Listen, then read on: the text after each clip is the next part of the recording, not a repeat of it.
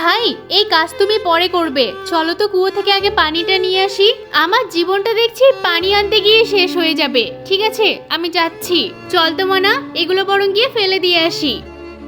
এইসব জঞ্জাটে বাড়িটাও নোংরা হচ্ছে। মা, দেখো তো এটা আবার কি? আরে তাই তো, একটা চমৎকার জিনিস মনে হচ্ছে। মা, এটা দিয়ে কিছু হবে নাকি?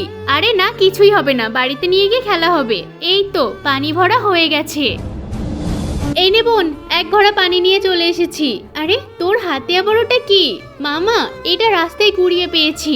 এটা বরং বাজারে বিক্রি করে দিয়ে আসি, যা দুটো টাকা হবে সেটা দিয়ে তো কাজ চালাতে পারবো।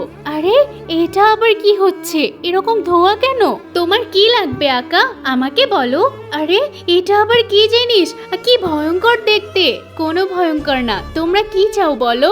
একটা কাজ করলে হয় না, আমাদের বাড়িটাকে পাকা বাড়ি করে দিতে বলি। আমাদের কি পাকা বাড়ি করে দিতে পারবে?